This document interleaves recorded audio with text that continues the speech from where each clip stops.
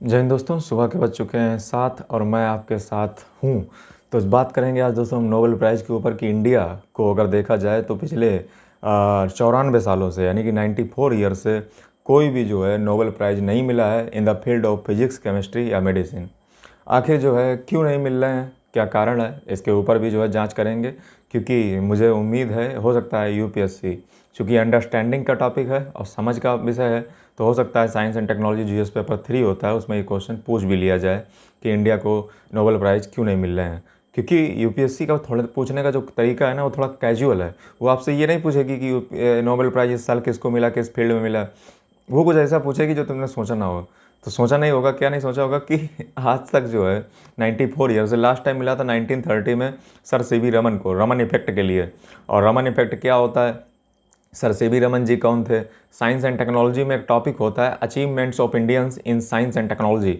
इस टॉपिक को मैंने पूरे 1 घंटे से ज़्यादा के वीडियो में कवर कर रखा है अपने इसी चैनल पे, और इस चैनल पे मैंने घंटों का कंटेंट पढ़ाया हुआ है यूपीएससी से रिलेटेड। आपको करना क्या है, आपको सिंपली इसी चैनल की प्लेलिस्ट में जाना है। आपको बाकायदा प्लेलिस्ट मिल जाएंगी, politics and international relation, science and technology, biodiversity, history, geography, polity, economy, बहुत अच्छे से आपको प्लेलिस्ट मिल जाएंगी। तो चैनल को चेकआउट जरूर कीजिए यदि आप न्यू हैं हमारे चैनल पे। तो चलिए वीडियो को बिना किसी बकवास के स्टार्ट कर लेते हैं। तो सबसे पहले की बात करते हैं तो 94 ईयर से नोबेल प्राइज़ साइंस की फील्ड में हमारे इंडियंस को नहीं मिला है। फिर वो चाहे फिजिक्स की बात हो, चाहे वो केमिस्ट्री की बात हो, चाहे वो मेडिसिन की बात हो। अब फिजिक्स क्या होती है, केमिस्ट्री क्या होती है, मेडिसिन क्या होती है, ये तो मैं जानता हूँ कि आपको पता होगा। फिजिक्स का मतलब होता है कि जो जो एक physics is a type of science, यानी कि फिजिक्स एक प्रकार की विज्ञान है जिसमें हम मैटर और एनर्जी एंड इंटर रिलेटेड जो उनके बीच में जो रिएक्शंस चलती रहती हैं उनके बारे में जो हम स्टडी करते हैं उसी को हम फिजिक्स कहते हैं। यानी कि physics is all about matter and energy and the relations between them. Chemistry जो होती है, केमिस्ट्री को हिंदी में रसायन विज्ञान कहते हैं और फिजिक्स को हिंदी में भौतिक विज्ञान कहते हैं। और physics is one of my favourite subject, ठीक है। और केमिस्ट्री को क्या कहते हैं, तो केमिस्ट्री को रसायन विज्ञान कहते हैं। इसमें जो है केमिकल इक्वेशंस जितनी भी होती हैं, केमिकल रिएक्शंस होती हैं और जो उनको एटम्स के लेवल पे स्टडी किया जाता है। और केमिकल रिएक्शन में जो है A+B का जो प्रोडक्ट बनेगा वो AB ही बनेगा, जबकि न्यूक्लियर रिएक्शन में ऐसा नहीं होता। न्यूक्लियर रिएक्शन में A+B रिएक्ट होकर के CD बनाता है। ये चीज़ आपको बेसिक पता होनी चाहिए। मेडिसिन की बात करें तो दवाइयों की मतलब मेडिसिन का मतलब है रिसर्च या डेवलपमेंट, कोई भी मेडिसिन की फील्ड में हो सकती है जिसके लिए नोबेल प्राइज़ मिला गया हो। अब नोबेल प्राइज़ होते क्या, तो मैं आपको बता दूं, नोबेल प्राइज़ जो है ये पूरी दुनिया के सबसे बड़े प्राइज़ माने जाते हैं, ठीक है। और ये जो है एटलीस्ट 6 फील्ड में शायद दिए जाते हैं, 6 फील्ड में दिए जाते हैं। और इनका जो है तमाम तरीके के लोगों को हर साल दिया जाता है और इसको देने का जो तरीका है वो थोड़ा कैजुअल है। मतलब जो है इसको तमाम कंट्री जो है, जो शायद ऊपर स्कैंडियाई कंट्री हैं, वो उनके द्वारा दिया जाता है। तो चलिए आगे यहाँ पे बात कर लेते हैं। तो नोबेल प्राइज़ जो है इंडिया को 1930 से नहीं मिला है। स्कैटरिंग ऑफ लाइट जो रमन इफेक्ट था उसी के कारण जो है मिला था लास्ट टाइम 1930 को। और इसीलिए जो है नेशनल, आपको कमेंट में बताना है नेशनल साइंस डे कब मनाया जाता है, क्यों मनाया जाता है। अब कारण क्या है कि इतनी परफॉर्मेंस पुअर यानी कि इतनी दयनीय दशा भारत की क्यों है, तो इसके वजह पहला कारण है लो पब्लिक फंडिंग फॉर रिसर्च। क्योंकि जो है रिसर्च के लिए पैसा ही भारत सरकार नहीं देती है। अगर देखा जाए तो इंडियन गवर्नमेंट जो है कोई रिसर्च के लिए यानी पब्लिक फंडिंग ही नहीं है रिसर्च के लिए। मैं आपको बता दूं 0.6 से 0.8% ई फंड जो है जीडीपी का इंडिया का जाता है रिसर्च एंड डेवलपमेंट पे। अब आप कहोगे सर रिसर्च एंड डेवलपमेंट से होता क्या है, तो मैं आपकी जानकारी के लिए बता दूं, ये वीडियो बहुत इंपॉर्टेंट है क्योंकि मैं जब भी किसी भी टॉपिक बोलता हूँ बहुत कायदे में बोलता हूँ। तो रिसर्च एंड डेवलपमेंट का मतलब ये है, देखिए रिसर्च एंड डेवलपमेंट से क्या होता है, कॉस्ट कटिंग होती है। और कॉस्ट कटिंग जब होती है तो उससे जो है आपका जो प्रोडक्ट है वो सस्ता बन जाता है, और सस्ता बन जाता है तो उसका एक्सपोर्ट होने का। चाइना हमसे आगे क्यों है, चाइना हमसे आगे इसलिए है क्योंकि उसके पास रिसर्च एंड डेवलपमेंट पे वो पैसा खर्च करता है अच्छा खासा। अमेरिका आगे क्यों है, क्योंकि रिसर्च एंड डेवलपमेंट में पैसा खर्च करता है, इसलिए उसका प्रोडक्ट का जो कास्ट होती है वो हो जाती है सस्ती। और जब सस्ती कास्ट हो जाएगी तो कोई भी कंट्री में जब एक्सपोर्ट करेगा तो सस्ता बिकेगा जा करके। वहाँ का जो लोग है वो उस प्रोडक्ट को खरीदेगा, ना कि अपने देश में बने हुए प्रोडक्ट को खरीदेगा जो कि महंगा है। यानी किसी भी देश को अगर जो है बहुत एक्सपोर्ट हब बनना है, या गुड्स का जो है एक्सपोर्टर बहुत अच्छा बनना है, या कंट्री में माल को बहुत ज़्यादा बेचना है, पूरी दुनिया में बेचना है, तो आपको रिसर्च एंड डेवलपमेंट में पैसा खर्च करना पड़ेगा, जिससे प्रोडक्ट की कॉस्ट की लागत जो है वो कम आएगी, और कम आएगी तो उससे जो है आपके प्रोडक्ट की कास्ट कम होगी, तो सीधी बात जो है अच्छा आपका प्रोडक्ट का सेलिंग होगा। लेकिन रिसर्च एंड डेवलपमेंट में जितना आप निवेश करते जाएंगे उतनी जो है आपकी जो उससे फ़ायदा होंगे वो एक साथ होते चले जाएंगे, लेकिन एक टाइम के बाद आपके रिसर्च एंड डेवलपमेंट का जो है कोई फ़ायदा आपकी इकोनॉमी पे नहीं देखने को मिलेगा। ये बात आपको पता होनी चाहिए। मैं आपको बता दूं, इनोवेशन इंडेक्स में भारत की जो रैंकिंग है वो 39th है, यानी कि 39वीं रैंक पे भारत रैंक करता है इनोवेशन इंडेक्स में। और इनोवेशन का मतलब है कि हमारे यहाँ पे जो है नई नई चीज़ों का इनोवेशन, उसमें जो है भारत 39 नंबर पे है। नेक्स्ट चीज़ की अगर बात की जाए तो जो हमारा रिसर्च एंड डेवलपमेंट पे जो है बता चुका हूँ, एक्सेसिव ब्यूरोक्रेसी भी इसके पीछे कारण है।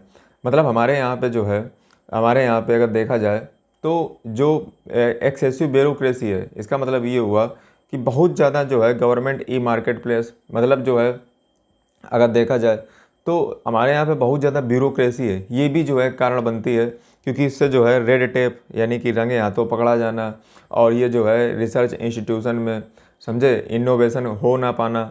और ये जो है जैसे आप देखिए ना यूनिवर्सिटी की हालत क्या है, यूनिवर्सिटी की हालत आप देख लीजिए। हमारे यहाँ जैसे जो है मैं आपको बता दूँ, हमारे यहाँ पे चलता है सुविधा शुल्क। तो सुविधा शुल्क में होता क्या है कि आपको बस उस सुविधा शुल्क पे कर दीजिए, आपका ग्रेजुएशन और पोस्ट ग्रेजुएशन आराम से हो जाएगा। तो आप सोचिए कितना दयनीय दशा है। मतलब आप इमेजिन कर सकते हो आज 2024 में हमारे यहाँ के जो कॉलेजेस हैं, यूनिवर्सिटी हैं, उनमें सुविधा शुल्क चल रहा है और बाकायदा एकदम उन्होंने अपना ठर्रा सेट कर रखा है। मतलब उनको बस आप सुविधा शुल्क दे दीजिए, उनकी इतनी अच्छी पहुँच है कि कोई भी व्यक्ति वहाँ पे छापा नहीं मारने आता है, कोई कुछ नहीं होता है, बढ़िया से ग्रेजुएशन होता है, बढ़िया से पोस्ट ग्रेजुएशन होता है, और गली गली में बात पता ही है, लेकिन कोई भी व्यक्ति वहाँ पे छापा नहीं मारता है और खुलेआम चलता है। आप सोचिए कितना बड़ा खेल करते होंगे ये लोग, जस्ट जो है सुविधा शुल्क के नाम पे।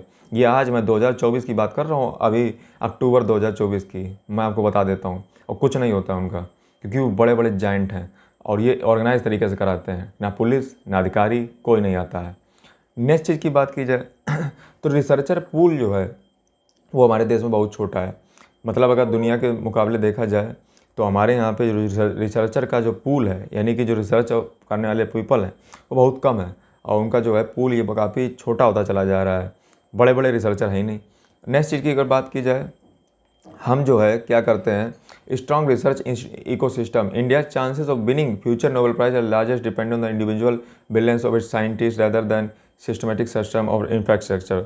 यानी कि हमारे देश में जो है अगर देखा जाए तो डिपेंडेंस ऑन इंडिविजुअल ब्रिलियंस है। इसका मतलब क्या हुआ, इसका मतलब ये हुआ कि हम लोग साइंटिस्ट पे ज़्यादा भरोसा करते हैं, और जो एक तरीके से सबको कंट्रीब्यूट करना चाहिए रिसर्च में, और रिसर्च को छोटा व्यक्ति भी कर सकता है। दरअसल हमारे यहाँ पे ऐसा फोबिया से बना रखा है कि इसके लिए कोई बहुत बड़ा आपको पढ़ा लिखा होना चाहिए, जबकि रिसर्च का मतलब क्या होता है, एक सेट ऑफ डेटा पे जो है आप कोई निष्कर्ष निकाल दें विद रीजन एंड लॉजिक, हो गया रिसर्च। लेकिन ऐसा नहीं माना जाता है, ऐसा माना जाता है कि ये भैया बस यही रिसर्च कर सकते हैं, हम नहीं कर सकते हैं, और सब लोग सपोर्ट करने को तैयार नहीं होते हैं। उनमें जो है एक फोबिया टाइप का है। नेक्स्ट चीज़ की बात करी जाए तो जो डिस्क्रिशन है रिसर्च इंस्टीट्यूट में, वो भी जो है इसमें देखी जाती है। यानी कि जो है अगर पद्मश्री या पद्म भारत रत्न, इसमें जो है लोग ज़्यादा बिलीव करते हैं, और in comparison to personal career growth, मतलब जो है वो इन्हीं अवार्ड में ज़्यादा खुश हो जाते हैं और कुछ बड़ा अचीव करने का नहीं ट्राई करते हैं। और जो है कोई क्लियर डायरेक्शन भी नहीं है। यानी कि जो है हमारे यहाँ पे अगर देखा जाए तो जैसे यूएसए और जैसे यूरोपीय यूनियन में जो है क्लियर डायरेक्शन होती है, वैसे जो है हमारे यहाँ पे ऐसी कोई क्लियर डायरेक्शन भी नहीं है कि कैसे जो है क्या चीज़ें आपको करनी है, ना इसके लिए जो है कोई बड़ा कार्य किया जाता है ताकि जो है नोबेल प्राइज़ किसी को मिल सके। Focus on quantity over quality, हमारे यहाँ पे जो है नंबर सेक का खेल चलता है। यानी कि जो है हम क्वालिटी पे भरोसा नहीं करते हैं, क्वांटिटी पे भरोसा करते हैं। ये भी एक कारण जो है हमारे यहाँ पे नोबेल प्राइज़ ना मिलने का है। डिपेंडेंस ऑन फॉरेन टेक्नोलॉजी, यानी कि हमें जो है गुलामी करने की आदत पड़ रखी है। हम अंग्रेज चले गए, लेकिन अंग्रेज़ों की औलादें कुछ छूट गई हैं ना भाई। तो इसलिए जो है हम लोग बहुत ज़्यादा रिलाई करते हैं फॉरेन टेक्नोलॉजी पे, हम अपनी टेक्नोलॉजी इनोवेट करने की कोशिश नहीं करते हैं। हमेशा जो है इसे जो है उधर उधर से मिल मिला करके चोरी चपाटी कर आ करके काम चलाते रहते हैं। Over reliance on private sector success, यानी कि हम जो है बहुत ज़्यादा भरोसा सरकारी मैकेनिज्म पे नहीं करते हैं, हम प्राइवेट सेक्टर पे ही भरोसा करते रहते हैं, प्राइवेट ऊपर बाहर का हो या अंदर का हो, जहाँ का भी हो, और नोबेल प्राइज़ गया तेल लेने।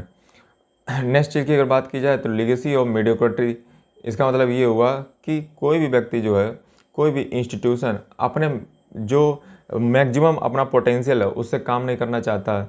हर व्यक्ति जो है अपना इसी में खुश है थोड़े से ही। और अनहेल्दी जो इंस्टीट्यूशनल एनवायरनमेंट है वो इंडिया में प्रिवलेंट है। नेक्स्ट की बात किया जाए तो हमने जो है कई सारी हिस्टोरिकल जो अपॉर्चुनिटी थी उनको भी जो है खो दिया है।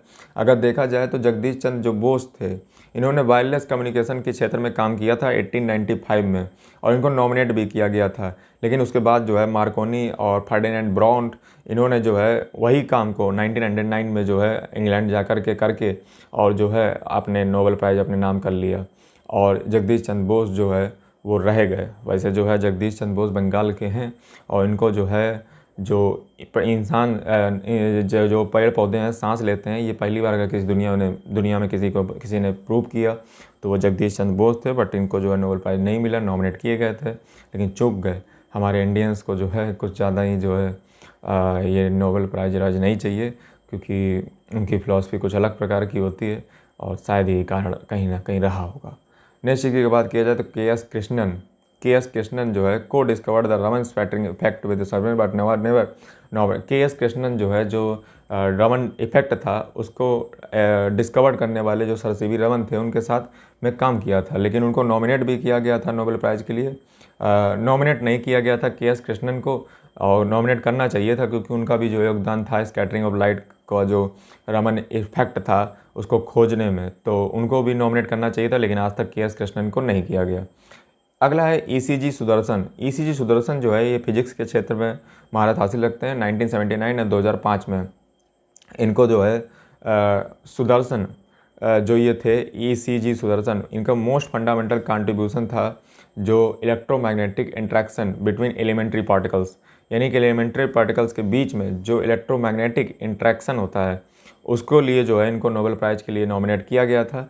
बट जो है नॉमिनेट नहीं किया गया था। इन्होंने जो है इसमें कंट्रीब्यूशन दिया था, लेकिन इनको जो है नोबेल प्राइज़ नहीं दिया गया। तो ये भी जो है कुछ हिस्टोरिकल मतलब आप मान सकते हो इनको आरोप है नोबेल प्राइज़ देने वालों पे कि जगदीश चंद्र बोस को नहीं दिया, के एस कृष्णन को नहीं दिया, ईसीजी सुदर्शन को नहीं दिया, और कुछ लोग और भी हैं जैसे जिनको जो है नॉमिनेट तो किया गया लेकिन जीत नहीं पाए नोबेल प्राइज़ को, जैसे मेघनाथ साहा, होमी भाभा, सत्येंद्र नाथ बोस, जीएन रामचंद्रन, टी शेषाद्री, और ये लोग जो है नोबेल प्राइज़ के लिए नॉमिनेट तो किए गए लेकिन आज तक जीत नहीं पाए। वेस्टर्न डोमिनेंस भी जो है नोबेल प्राइज़ में देखने को मिलता है। अगर बात किया जाए तो यूएस और अमेरिका के जो साइंटिस्ट हैं और जो रिसर्चर हैं उनको ही ज़्यादातर नोबेल प्राइज़ दिया जाता है। और अगर देखा जाए तो जो है 653 लोगों में अगर देखा जाए 653 लोगों में अगर नोबेल प्राइज़ में देखा जाए तो उनमें से 150 यानी कि 150 जो नोबेल प्राइज़ हैं वो अकेले जूस कम्युनिटी को ही मिले हुए हैं, यानी कि जो यहूदी हैं जो इजराइल में रहने वाले उनको जो है मिले हुए हैं। ये बहुत बड़ा अनुपात है, रेशियो है कि ज्यूस कम्युनिटी को। इसका मतलब ये है कि वो लोग बहुत विद्वान हैं या नस्ल उनकी काफ़ी वाइज है। और लेकिन इजराइल को जो है वो साइंस की फील्ड में मात्र 4 ही नोबेल प्राइज़ मिले हैं, ये भी आपको पता होना चाहिए। अब जो है बात कर लेते हैं कि जो इंडियन ओरिजिन के व्यक्ति हैं उनमें से किसको किसको नोबेल प्राइज़ मिला हुआ। तो पहले हैं इंडियन ओरिजिन की मैं बात कर रहा हूँ, इंडिया के नहीं है, ये बात समझ लीजिए। तो हरगोविंद खुराना को मेडिसिन की फील्ड में 1968 में जो है नोबेल प्राइज़ मिला था। किसके लिए? इन्होंने जेनेटिक कोड और प्रोटीन सिंथेसिस के फंक्शनिंग के बारे में इन्होंने दुनिया को बताया था। अगले हैं एस चंद्रशेखर, इनको 1983 में फिजिक्स की फील्ड में जो है इनको नोबेल प्राइज़ मिला था, और इन्होंने जो है इवोल्यूशन ऑफ स्टार और एस चंद्रशेखर लिमिट को दिया था, और इन्होंने जो है डॉर्प स्टार वगैरह जो बताया था। इसके बारे में अगर आपको जानना है तो चैनल पे सेपरेट वीडियो बड़ा रखा है 1 घंटे का, और डिटेल में देखिए जा करके, सारी फिजिक्स मैंने बताई रखी है, इसलिए नहीं बोल रहा हूँ जानबूझ के। चाह तो मैं अभी भी बता दूँ आपको, तो वो वीडियो देखिए जा करके, 1 घंटे का होगा चैनल पर। तो इन्होंने जो है एस चंद्रशेखर को जो है 1983 में मिला फिजिक्स के फील्ड में। अगले हैं वेंकट रमन रामाकृष्णन, इनको जो है 2009 में केमिस्ट्री की फील्ड में मिला, और इन्होंने राइबोसोम के स्ट्रक्चर और फंक्शन के बारे में बताया। और मैं बात करूं तो नोबेल प्राइज़ जो है अल्फ्रेड नोबेल जो एक इन्वेंटर हैं डायनामाइट के, जो कि विस्फोटक होता है, उनके द्वारा इस्टेब्लिश किया गया था नोबेल प्राइज़, और ये जो है हर साल लगभग दिया जाता है। फर्स्ट जो है नोबेल प्राइज़ दिए गए थे 1901 में, और फिजिक्स के देखिए अलग अलग जो नोबेल प्राइज़ हैं वो अलग अलग लोगों के द्वारा दिए जाते हैं। जैसे फिजिक्स का नोबेल प्राइज़ दिया जाता है royal Swedish academy of science के द्वारा। केमिस्ट्री का नोबेल प्राइज़ दिया जाता है royal Swedish academy of science के द्वारा। फिजियोलॉजी और या मेडिसिन का नोबेल प्राइज़ दिया जाता है the Nobel Assembly at Karolinska Institute. Literature का जो है दिया जाता है नोबेल प्राइज़ स्वीडिश एकेडमी के द्वारा। पीस का जो नोबेल प्राइज़ दिया जाता है वो दिया जाता है नॉर्वेजियन नोबेल कमेटी के द्वारा। इकोनॉमिक साइंस का जो है नोबेल प्राइज़ दिया जाता है वो दिया जाता है royal Swedish academy of science के द्वारा। और इसको क्रिएट किया गया था 1968 में स्वीडन सेंट्रल बैंक के द्वारा। ये आपको पता होना चाहिए। नेक्स्ट चीज़ की अगर बात किया जाए तो नोबेल प्राइज़ जो है ये हर साल दिसंबर में दिए जाते हैं और ये जो है ये एनुअली मतलब दिए जाते हैं। लेकिन इसमें एक शर्त है, इसमें अच्छा मिलता क्या है तो इसमें मिलता है एक गोल्ड मेडल, एक डिप्लोमा और एक कुछ मॉनेटरी अवार्ड यानी कि कुछ मौद्रिक मतलब मान लीजिए। नोबेल प्राइज़ जो है किसी मृत व्यक्ति को नहीं दिए जा सकते हैं और इसको मैक्सिमम 3 लोग शेयर कर सकते हैं एक नोबेल प्राइज़ को, इसलिए आप देखते होंगे 3-3 लोगों को भी दिए जाते हैं। और पहला जो है इंडियन नोबेल लिटरेट जो मिला था भारत को वो मिला था 1913 में रविन्द्रनाथ टैगोर को। और first Indian women Nobel literate जो है वो थी मदर टेरेसा। इनको 1979 में पीस के लिए मिला था, शांति के लिए। अब सवाल ये है कि सर कि जो है नोबेल प्राइज़ के लिए क्या क्या जो है तरीके भारत अपना सकता है जिससे जो है हम लोग जो है नोबेल प्राइज़ लेकर आएँ। उसके पीछे पहला कारण है हम लोग public funding research and development में बहुत ज़्यादा पैसा खर्च करें और ये जो है 1.5% तक कम से कम जाना चाहिए। हाई इम्पैक्ट रिसर्च करें यानी कि रिसर्च ऐसी करें जो हाई इम्पैक्ट ग्राउंड ब्रेकिंग हो, क्योंकि जब तक बड़ा कार्यनामा आप नहीं करोगे, कुछ बड़ा रिसर्च नहीं करोगे, कुछ नया दुनिया को नहीं दोगे, तब तक आपको नोबेल प्राइज़ नहीं मिलेगा। रिवैम्पिंग इवैल्यूएशन प्रोसेसेस, इसका मतलब ये हुआ कि हम जो है बहुत सारे रिसर्चर भारत में इकट्ठे करें और उनके जो है उनकी स्किल्स में अपग्रेडेशन करें। एक्सपेंड द रिसर्चर पूल को जो है हम बढ़ाएं और जिसके लिए जो है हमें जो जीडीपी का जो पैसा है वो ज़्यादा से ज़्यादा हमें जो है खर्च करना चाहिए रिसर्च एंड डेवलपमेंट पे। और जो है इंस्टीट्यूट जो हैं हमारी यूनिवर्सिटी हैं, कॉलेजेस हैं, उनके जो प्रोफेसर या फिर जो भी लोग हैं उनके जो काम करने का जो तरीका है उसको जो है सुधार करें, इंस्टीट्यूशंस में सुधार करें और अच्छी पढ़ाई अच्छी शिक्षा लेकर चलेंगे तभी ये काम हो पाएगा। पब्लिक प्राइवेट पार्टनरशिप को जो है बढ़ावा देना चाहिए ताकि जो है रिसर्चर इंस्टीट्यूट और प्राइवेट का दोनों मिलकर के रिसर्च सरकारी वाली व्यक्ति करें और प्राइवेट लोग उसका जो है फ़ायदा उठाएं। नेक्स्ट चीज़ की जो है साइंटिफिक टैलेंट को हमारे देश में पहचानना चाहिए और ग्लोबल कोऑपरेशन हमारे स्टूडेंट्स करें ताकि जो है ऑल ओवर द वर्ल्ड जो नॉलेज एंड द रिसर्च होती है उसको जो है हम लोग फ़ायदा उठाएं और उससे जो है क्रक्स ऑफ द नॉलेज निकाल करके एक नोबेल प्राइज़ लेकर आएँ। तो ये थी बात नोबेल प्राइज़ की और नोबेल प्राइज़ क्यों भारत को कम मिलते हैं और पिछले 94 ईयर से भारत को कोई नोबेल प्राइज़ नहीं मिला है। तो ये मैंने जो है आपको बात बताई। उम्मीद करता हूँ वीडियो पसंद आया होगा। पसंद आया तो वीडियो को लाइक करें और चैनल को जो है और भी जो है एक्सप्लोर करें जा करके ताकि जो है आपको पता चल सके कि हमारे चैनल पे कितना सारा बेहतरीन कंटेंट पड़ा हुआ है। जल्दी मेरे साथ जय हिंद, वंदे मातरम।